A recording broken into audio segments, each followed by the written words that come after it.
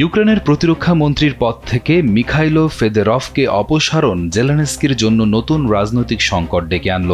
15 জুলাই সরকার পুনর্গঠনের অংশ হিসেবে ফেদেরভকে সরিয়ে দেওয়ার পর থেকে রাজধানী কিয়েভ সহ খার্কিভ ও ওডেসার সহ বিভিন্ন গুরুত্বপূর্ণ শহরে টানা 10 দিন ধরে চলছে তীব্র বিক্ষোভ, এমন তথ্য নিশ্চিত করেছে বিবিসির এক সাম্প্রতিক প্রতিবেদন।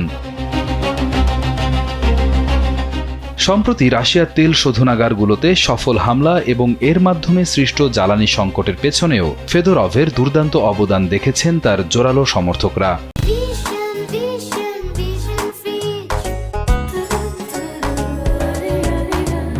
কিন্তু হঠাৎ করেই কোনো সন্তোষজনক কারণ ছাড়াই তাকে সরিয়ে দেওয়ায় চরম ক্ষোভ ছড়িয়ে পড়েছে পুরো দেশে।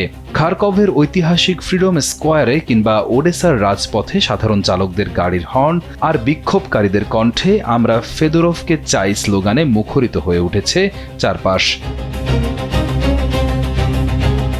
এই হঠাৎ বিক্ষোভের নেপথ্যে রয়েছে রাষ্ট্রপতি প্রেসিডেন্ট ভ্লাদিমির জেলেনস্কির নেওয়া মন্ত্রিসভা রদবদলের একটি আকস্মিক সিদ্ধান্ত। জানা যায় ফেদরভ সামরিক নেতৃত্বে একটি বড় রদবদল আনতে এবং সেনাপ্রধান সিরস্কি এবং হাতভকে সরানোর পরামর্শ দিয়েছিলেন। তবে জেলেনস্কি সরকারের এই নাটকীয় রদবদলে কেবল ফেদরভই একা বাদ পড়েননি, বরং এর অংশ হিসেবে পদত্যাগ করেছেন ইউক্রেনের প্রধানমন্ত্রীও। দেশের এই সংকটকালে সাধারণ নাগরিক এবং বিভিন্ন পেশার চালক এবং নিবেদিত প্রাণ সামরিক স্বেচ্ছাসেবকরা সবাই একজোট হয়ে ফেদেরভের অবিলম্বে পুনর্বহালের পক্ষে শক্ত অবস্থান নিয়েছেন। ওডেসার রাজপথে বিড়ালের কান পরা কৌতূহলী বিক্ষোভকারী থেকে শুরু করে কার্ডবোর্ডের প্ল্যাকার্ড হাতে দাঁড়িয়ে থাকা হাজারো সাধারণ মানুষ আজ অত্যন্ত সরব। তাদের একটাই দাবি, যা ভালো চলছে তাতে কোনোভাবেই ব্যাঘাত ঘটাবেন না।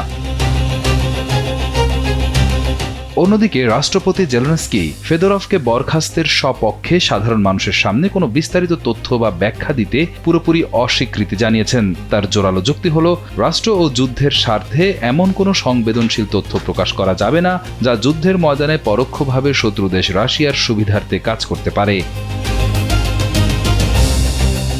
যুদ্ধকালীন এই স্পর্শকাতর সময়ে সরকার ও দেশের সাধারণ জনগণের মধ্যেকার এই নজিরবিহীন অবিশ্বাসের গভীর প্রভাব পড়েছে সার্বিক রাষ্ট্রীয় স্থিতিশীলতায়। এই সংকটের ক্ষয়ক্ষতি সরাসরি বস্তুগত বা অর্থনৈতিক না হলেও যুদ্ধের এই চরম সংবেদনশীল সময়ে দেশের মানুষের আস্থা ও রাজনৈতিক ঐক্যে বড় ধরনের ফাটল ধরেছে।